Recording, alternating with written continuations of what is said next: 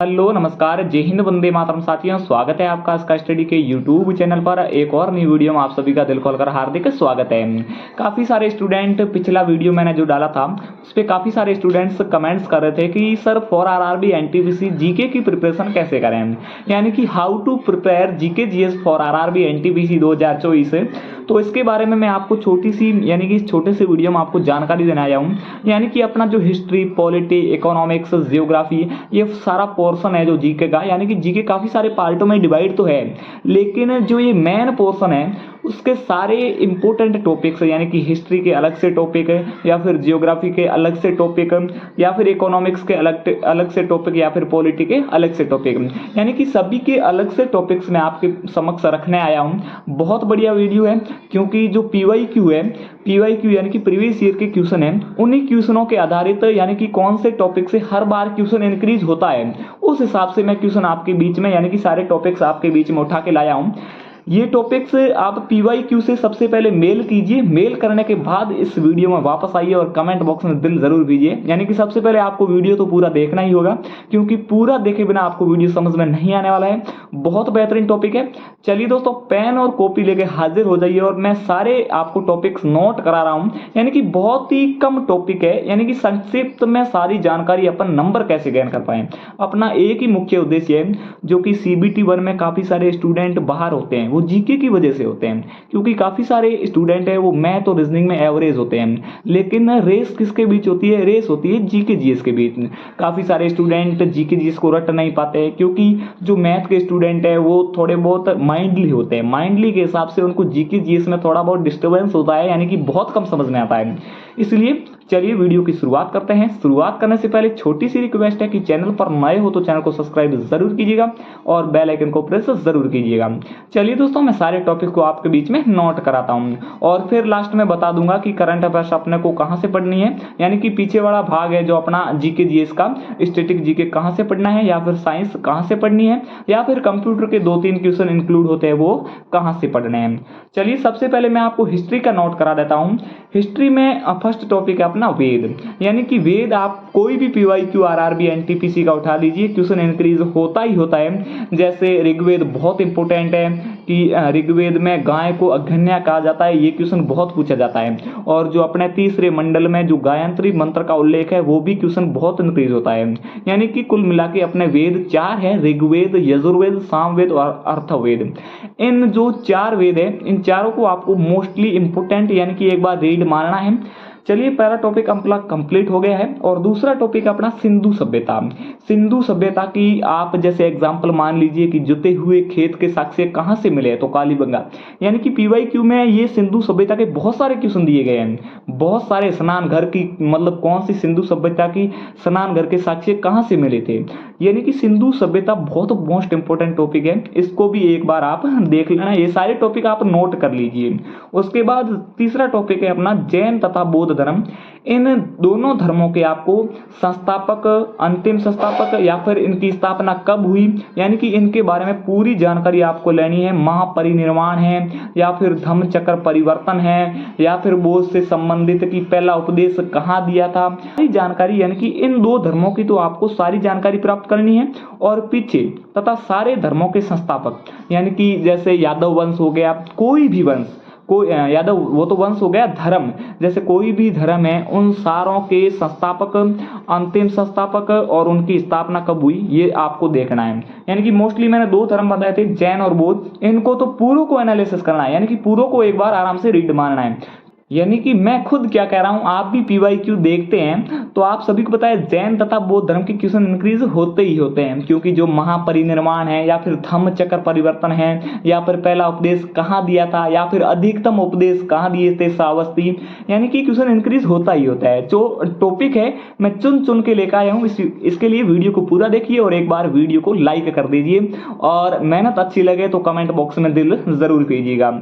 चलिए दोस्तों, अपन अगला टॉपिक देखते हैं। अगला टॉपिक अपना चौथा टॉपिक है राजपूत राजवंशों की उत्पत्ति। यानी कि ये अपने टॉपिक हो गए जो अपने प्राचीन इतिहास के, यानी कि प्राचीन इतिहास के 4 टॉपिक टोटल मैंने आपको बताए हैं। इन टॉपिक्स को लिखकर एक बार रीड मारिए, फिर PYQ के देखिए और फिर देखिए कि आपको मेहनत कैसी लगी। उसके बाद में मैं आपको बताता हूँ जो अपना मिड ईस्ट हिस्ट्री है इसको एक बार आप स्किप कर दीजिए, क्योंकि इसमें थोड़ी माथापच्ची बहुत ज़्यादा है और क्वेश्चन बहुत ही कम इंक्रीज होते हैं, क्योंकि जो प्राचीन है और जो मॉडर्न अपना आधुनिक इतिहास है इनसे क्वेश्चन ज़्यादा इंक्रीज होते हैं। तो अब मैं बताता हूं आपको मॉडर्न इतिहास यानी कि आधुनिक इतिहास। आधुनिक इतिहास में सबसे पहले आपको करना है कि पूरा भारत, जैसे कि मुगलों का शासन से लेकर जो अपना आज़ादी तक का अपना भारत है, उस पूरे भारत को देखना है। उसमें कौन कौन से शासक आए, ये मध्य हिस्ट्री में आपका शामिल और हो जाएगा कि कौन कौन से शासक आए या फिर किसने कहाँ आक्रमण किया, आक्रमण के समय अपना योद्धा कौन था। इन सारी चीज़ों को मिड ईस्ट हिस्ट्री में एक कहानी के रूप में देखिए। अगर आप पढ़ने के रूप में देखोगे तो आपको ये बिल्कुल समझ में नहीं आएगा। आप एक कहानी के रूप में देखिए कि इस समय कौन सा शासक था, इसने कितने आक्रमण किए या फिर कौन सी ईस्वी में ये आया। इस हिसाब से आप माइंडली पढ़िए और एक कहानी के रूप में पढ़िए, आपको ज़्यादा समझ में आएगा। अब अपन बात करते हैं, दूसरा टॉपिक है अपना आधुनिक इतिहास का। उस समय पत्रिकाएं एवं पुस्तकें, यानी कि मैं सारे टॉपिक्स लिख के आया हूँ इसलिए देख रहा हूँ। तो उस समय की पत्रिकाएं एवं पुस्तकें, यानी कि उस समय जो मोस्टली पत्रिकाएं या फिर पुस्तकें जो हर बार एग्जाम में पूछी जाती है कि इस पुस्तक में या फिर कौन से युद्ध का वर्णन किस पुस्तक में, उस टाइम की पत्रिकाएं और जो पुस्तकें हैं वो बहुत इंपॉर्टेंट है। उसके बाद अपने कांग्रेस के अधिवेशन एक क्वेश्चन आपका टपकेगा 101%, क्योंकि कांग्रेस अधिवेशन आप PYQ या फिर कोई भी कहाँ भी, यानी कि रेलवे ग्रुप डी हो गया या फिर टेक्नीशियन हो गया या फिर ALP हो गया, किसी भी आप पेपर में RRB NTPC हो गया, किसी भी वैकेंसी में देख लिए इसका क्वेश्चन आता ही आता है। चलिए दोस्तों, यहीं पर अपना हिस्ट्री का पूरा पोर्शन समाप्त करते हैं। उसके बाद आते हैं अपन ज्योग्राफी यानी कि भूगोल के अंदर। भूगोल में सबसे पहले आपको पढ़ना है भौतिक प्रदेश। भौतिक प्रदेश के अंतर्गत आपका सारा इंक्लूड हो जाएगा, पर्वत श्रेणियां वगैरह सब। उसके बाद आपको पढ़ना है खनिज संसाधन। खनिज संसाधन से आपका एक क्वेश्चन इंक्रीज होता ही होता है, ये भंडार कहाँ पे है या फिर इसकी खान कहाँ पर है, इसको एक बार देख लें। मैं वीडियो लंबा नहीं हो इस वजह से आपको एक बार टॉपिक जल्दी जल्दी बता देता हूँ। और उसके बाद नदियाँ। अब नदियाँ का क्या है, पैटर्न क्या चल रहा है कि उनकी सहायक नदियाँ पूछी जाती है। जैसे सिंधु की सहायक नदी बताइए, या फिर गंगा की सहायक नदी बताइए, या फिर ब्रह्मपुत्र की सहायक नदी बताइए। ये 3-4 मैं नाम ले रहा हूँ जो मोस्टली नदी है, इनको तो आपको देखना ही देखना है। और अब न्यू एग्जाम का पैटर्न चल रहा है कि सहायक नदियों से संबंधित है, तो आप सहायक नदियाँ थोड़ा और ध्यान रखें। और अभी एक न्यू पैटर्न और चल रहा है कि दाएं से कौन मिलती है या फिर बाएं से कौन मिलती है, उस हिसाब से आप रीडिंग मारिएगा। उसके बाद पढ़ते हैं अपन झीलें वगैरह, यानी कि जो ये स्टैटिक जीके में आ गया, लेकिन ये भी एक बार आपको रीड मारना ही होगा। चलिए भूगोल को अपन समाप्त करते हैं यहीं पर, क्योंकि भूगोल से इतना ही क्वेश्चन आएगा, ज़्यादा नहीं आएगा। और एक भौतिक प्रदेश वाला वो पहले पढ़ लेना आप, अपनी जो भारत की स्थिति है। उसके बाद अपन दोस्तों आते हैं इकोनॉमिक्स में। इकोनॉमिक्स में सबसे पहले आपको करना है पहला टॉपिक राष्ट्रीय आय। राष्ट्रीय आय के बाद में आप नीति आयोग पढ़ लें, क्योंकि जो योजना आयोग है वो जब बंद हुआ था उसके बाद नीति आयोग ही स्थापित है अपने भारत में, और नीति आयोग का पदेन अध्यक्ष है वो प्रधानमंत्री होता है, इसलिए पूछने के चांसेज हैं। और करंट अफेयर्स में भी ये इंक्लूड हो जाएगा, जो अपने इसके वर्तमान अध्यक्ष है या फिर वर्तमान उपाध्यक्ष है या फिर जो वर्तमान CEO है वो कौन है, इसके हिसाब से। और एक पढ़ लेना आप पंचवर्षीय योजनाएं। एक क्वेश्चन उनसे आएगा ही आएगा पंचवर्षीय योजनाओं से। और उसके बाद आप सूचकांक पढ़ लेना, यानी कि सारे सूचकांक, गरीबी सूचकांक है या फिर वैश्विक भुखमरी सूचकांक है या फिर वर्ल्ड प्रेस फ्रीडम सूचकांक है, ये आपके करंट अफेयर्स में भी इंक्लूड हो जाएंगे। क्योंकि जो लेटेस्ट पूछा जाएगा कि 2024 में भारत भुखमरी सूचकांक में कौन से स्थान पर रहा, यानी कि सारे सूचकांक आपको याद करने हैं। यहाँ पर अपन इकोनॉमिक्स समाप्त करते हैं और उसके बाद आते हैं अपन पॉलिटी में। पॉलिटी में आपको ऐसे पढ़ना है, संविधान की सारी अनुसूची के बाद सारे अनुच्छेद 1 से 395 यानी कि 395 तक सारे अनुच्छेद पढ़ने हैं। उसके बाद संविधान संशोधन, यानी कि पहला संविधान संशोधन 1951 में हुआ या फिर 7वां संविधान संशोधन 1956 में हुआ, यानी कि पूरे संविधान संशोधन आपको पढ़ने हैं। या फिर 13वां संविधान संशोधन के कौन से स्टेट से संबंधित है, नागालैंड से यानी कि टोटल आपको संविधान संशोधन पढ़ने हैं और एक पढ़ लेना आप सारे एक्ट, यानी कि सारे भारत शासन अधिनियम है या फिर जो चार्टर एक्ट है 1813 वाला, 1833 वाला या फिर 1853 वाला, सारे चार्टर एक्ट, या फिर अपना जो पहला भारत शासन अधिनियम था वो 1858 का था भारत शासन अधिनियम, और 1935 वाला भारत शासन अधिनियम बहुत इंपॉर्टेंट था।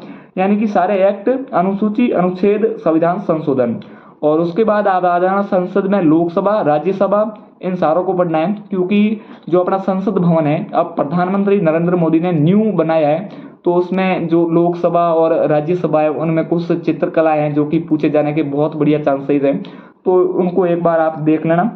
और राष्ट्रपति, उपराष्ट्रपति, सुप्रीम कोर्ट के जज है, इनके चुनाव में कौन कौन भाग लेता है वो भी आप एक बार देख लेना। ये मेन टॉपिक यही है जो PYQ में मैंने सारे क्वेश्चन उठाए हैं और यहीं से सारे क्वेश्चन टपकते हैं। चलिए दोस्तों, आई होप कि आपको वीडियो पसंद आया होगा। वीडियो पसंद आए तो लाइक जरूर करना और जाते जाते चैनल को सब्सक्राइब जरूर करके जाना, और कोई भी डाउट हो तो कमेंट सेक्शन में जरूर बता के जाना आपको मेहनत कैसी लगी। अगले वीडियो में बताऊंगा कि करंट अफेयर्स कहाँ से पढ़नी है, या फिर स्टैटिक जीके कहाँ से पढ़ना है, या फिर जो अपनी हो गया ना अपना जो साइंस, वो कहाँ से पढ़ना है। ट्रेन भी आ चुकी है, अभी मेरे वहाँ पर जाने का समय हो गया है, इसलिए वीडियो को समाप्त करते हैं। जय हिंद, ओके, टाटा, बाय बाय दोस्तों।